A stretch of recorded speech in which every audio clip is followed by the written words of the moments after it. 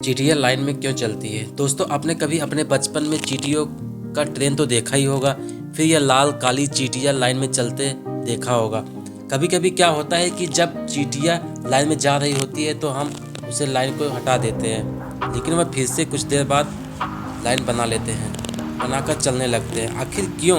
आपने कभी सोचा है कि सीधी रेखा में ही क्यों चलती है? चींटियाँ मुख्यतः दो प्रकार की होती है, एक काली एक लाल रंग की पाई जाती है। इस धरती पर लगभग 12,000 चींटियों की प्रजाति पाई जाती है। चींटियाँ ह्यूमन की तरह एक दूसरे के साथ कम्युनिकेट करती हैं। ह्यूमन की तरह चींटियाँ अपने बॉडी लैंग्वेज के द्वारा एक दूसरे के साथ कम्युनिकेट करती हैं।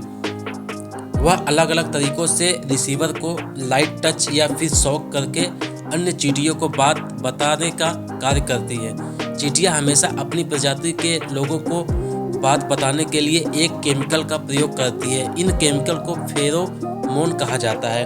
अब ये फेरोमोन क्या होता है? फेरोमोन एक ऐसा रसायन होता है जो श्रवित व्यक्तियों के शरीर के बाहर हार्मोन्स की तरह काम करने में सक्षम होते हैं, जो कि उसे प्राप्त करने वाले व्यक्तियों के व्यवहार को प्रभावित करते हैं। इस केमिकल का प्रयोग चींटियाँ अपनी प्रजाति के लोगों को भोजन या संकट के समय फेरोमोन केमिकल का उपयोग करती हैं। जब कार्यकर्ती चींटियों को कुछ खाना खोजने के लिए अपना घोंसला छोड़ना पड़ता है और जब उन्हें खाना मिलता है तो वह इसका एक छोटा सा टुकड़ा उठाते हैं और रास्ते में केमिकल सेंस या फेरोमोन छोड़ते हैं, जो अन्य चींटियों को खाने के खान तक पहुंचने में मदद करती है। जब अन्य चींटियाँ इस सेंस को फॉलो करती हैं तो इन्हें वह एक लाइन में चलने लगते हैं। जब ये चींटियाँ खाना लेकर वापस लौटती हैं तो वह फेरोमोन की दूसरी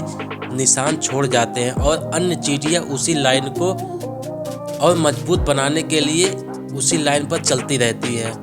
चींटियों के लिए कुछ प्रजातियों में एटम फेरोमोन, जो अन्य चींटियों को बचाने के लिए या वे घायल हो गए हैं तो उन्हें चेतावनी देने के लिए उसे यूज करते हैं। जब आप इन चींटियों को चलते हुए देखेंगे, आप नोटिस करेंगे जब वह मिलते हैं एक दूसरे को एंटीना को टच करती है। यह एंटीना हाईली सेंसिटिव होते हैं और इसमें टच और गंध होते हैं। हम्पी यानी एक दूसरे को ढकेलना इस चींटियों को आपस में कनेक्ट करना होता है। जब चींटियों एक दूसरे को चेतावनी या कोई संकट अपडेट करती हैं तो वह अपने एंटीना का यूज करके एक दूसरे को ढकेलती हैं ताकि वे उनकी यूनिक गंध उठा सके, ताकि उनकी खोज का अन्य को सूचित कर सके।